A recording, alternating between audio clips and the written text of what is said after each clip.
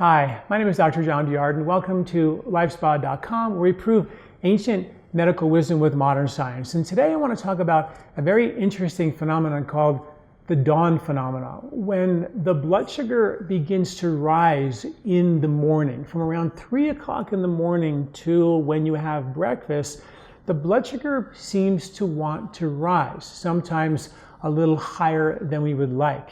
And as you know, I'm a big fan of checking and measuring your own blood sugar on a regular basis because, an ounce of prevention is worth a pound of cure. When it comes to diabetes and pre-diabetes and looking at and understanding what is making your blood sugars rise, it's critically important to become a blood sugar detective so you know what kind of food is your particular trigger which is raising your blood sugar. Some of the strategies that I've written about that you should always begin to try to help support a healthy dawn phenomena, which is not having the blood sugar rise too much first thing in the morning, is to make sure that you have a lighter or an earlier dinner. Bigger lunches, lighter dinners can definitely support that. Studies even show having a bigger breakfast and a bigger lunch and a lighter dinner support healthier blood sugars first thing in the morning. No carbohydrates in the evening if you run a little high in the morning. And you want to make sure, because this is usually the first thing that begins to deregulate with regard to your blood sugar when you start going in the direction of unstable blood sugar. So no carbs at night. Maybe a protein snack like some celery and a nut butter, for dinner after a nice big relaxing lunch can do that. We need to try these things and test some of these things and see what food in the evening is your trigger.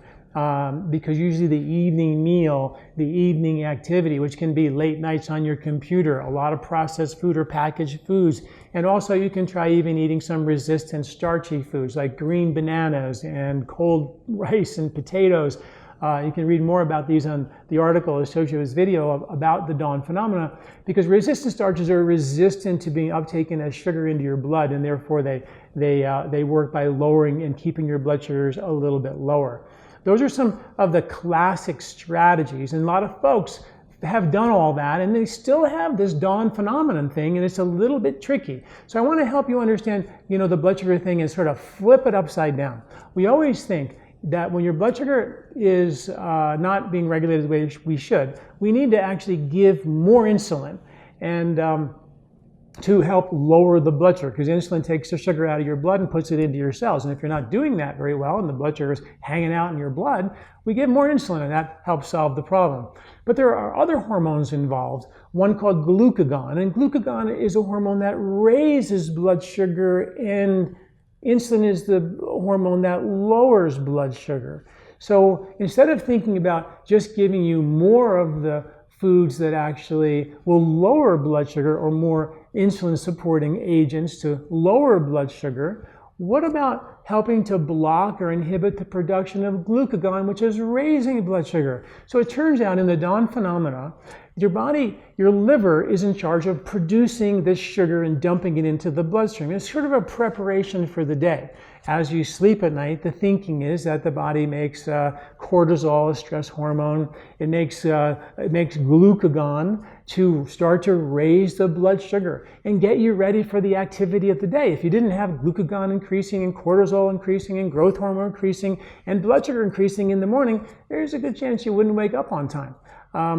So that's what the body does. So it's not just about the food that you eat at night. It could be about sluggish liver function and an overzealous reaction to too much cortisol, too much glucagon, which raises your blood sugar.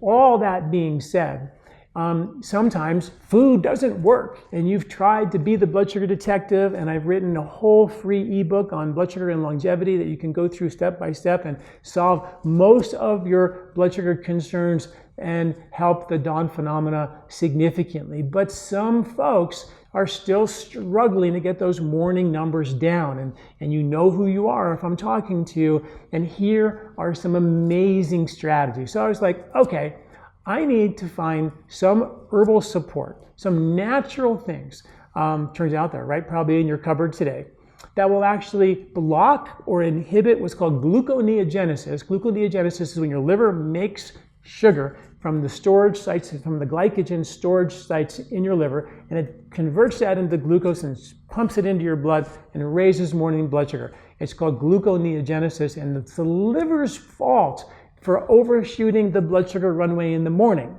okay? But also, if we could inhibit and block glucagon production, which raises blood sugar, we may have the perfect storm to help resolve the dawn phenomena. So here is the plan. Well, apple cider vinegar, which you have all heard about, happens to be a powerful agent to inhibit gluconeogenesis. Tons of studies supporting healthy blood sugars and healthy morning blood sugars with apple cider vinegar. But then I was like, okay, so we're going to do that, right? A couple of tablespoons of apple cider vinegar before you go to bed, you're in on that. But you may have noticed apple cider vinegar tastes pretty bad, and it isn't the kind of thing most people are just so thrilled about taking before they go to bed. But we also needed something to inhibit the production of glucagon, which is a hormone made in your pancreas. The alpha cells in your pancreas make glucagon. The beta cells in your pancreas make insulin. So we wanted to sort of get into that pancreas and inhibit the glucagon production from the alpha cells.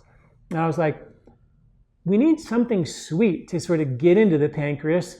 And I'm wondering if something like stevia could have any signs to show that it's a glucagon inhibitor. Well, guess what?